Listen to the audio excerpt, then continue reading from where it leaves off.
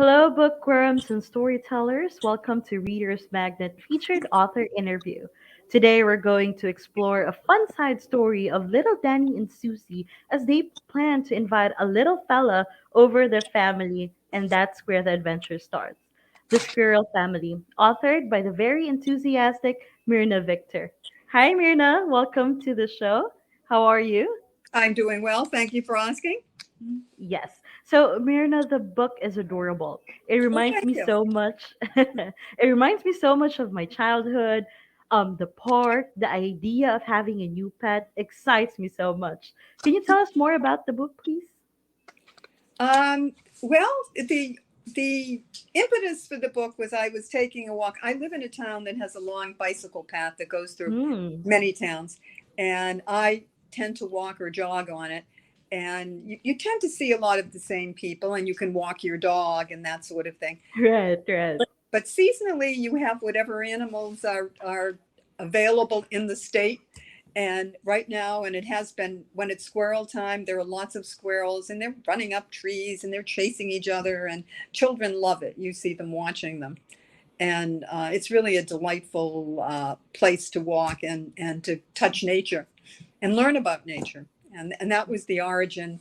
Do you want me to tell you why I wrote this particular book? Yeah, yeah, for sure. Yeah, Feel free. yeah.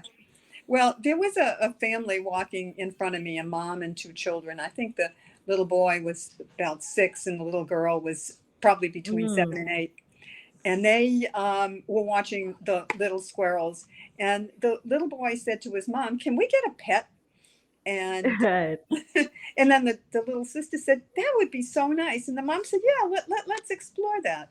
And then the little boys, then they said, "Can we get a squirrel?"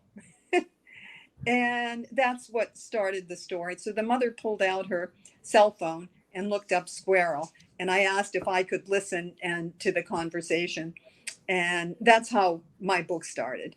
And the information in there was, I mean, I've lived many years and I love squirrels, but I didn't Mm. know their front teeth tend to grow forever because they're chomping at the bark of a tree and it wears them down. So they're constantly growing. And I Mm-hmm. thought, yeah, that's, I mean, the thought of teeth growing forever, I had not known that. And then when you see squirrels, you see them running up and down trees. Well, little, Right.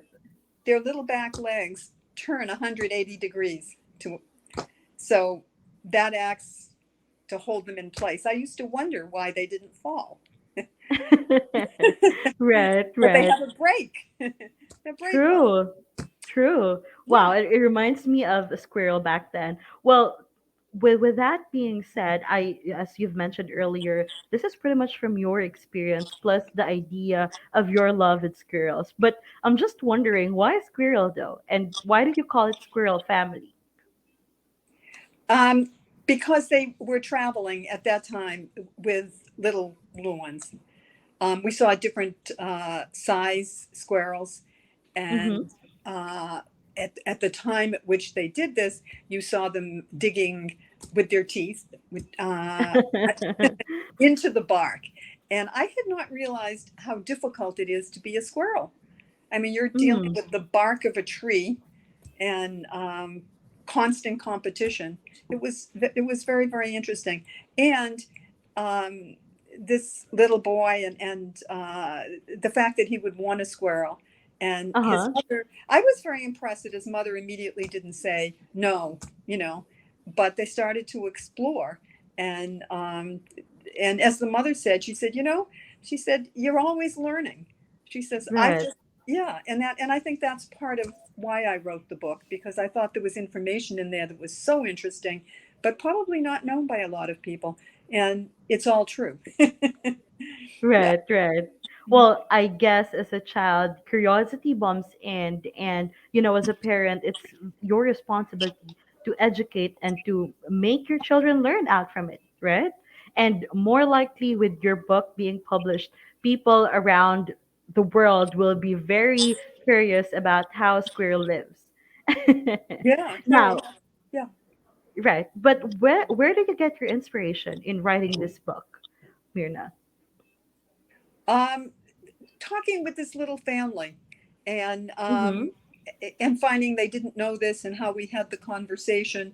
And I thought, this would be a wonderful way of spreading this information to other people, and Right. something that they can work with, because you're always walking and seeing squirrels and things like that. And if you walk in the woods and you see some of the chipmunks, you see chipmunks running and Yeah, you yeah, and know it's cute. mhm.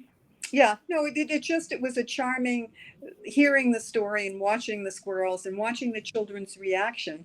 I know they probably, at least in my book, they ended up with a dog.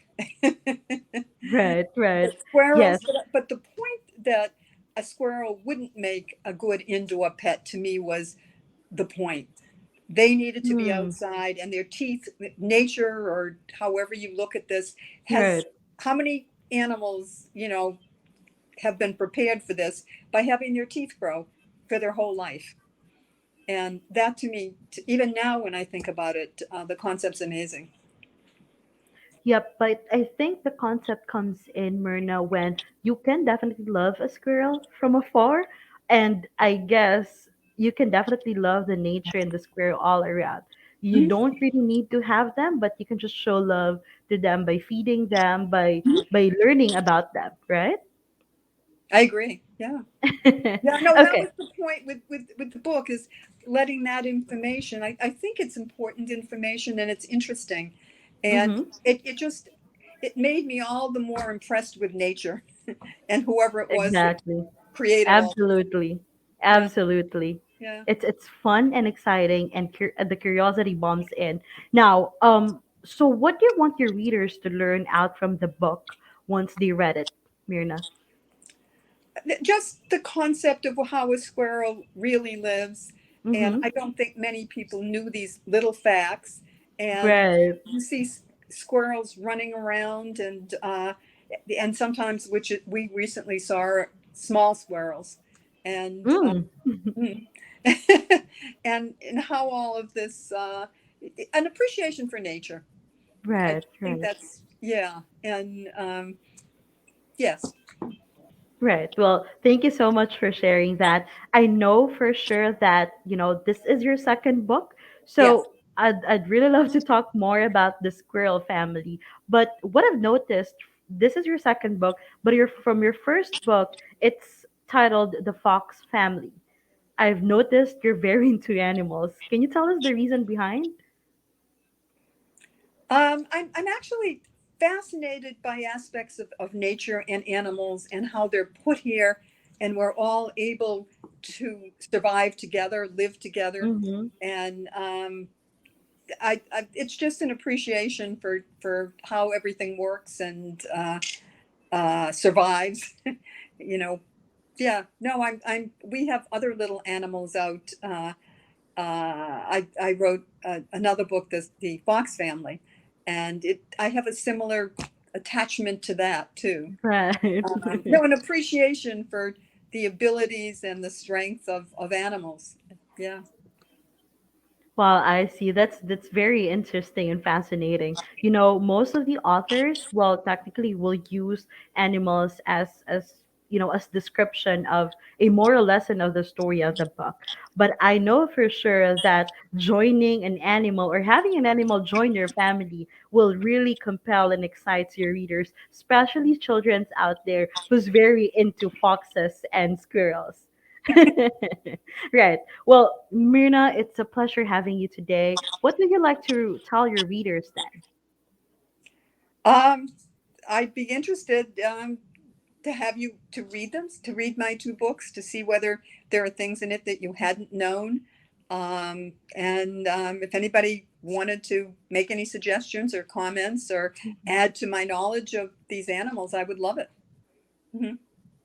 Thank you very much. There you have it, ladies and gentlemen. Myrna Victor, author of the book The Squirrel Family. You can avail some copies from Amazon and Barnes& and Noble, and please catch her book in the upcoming American Library Association this coming June 23 to June 27, 2022.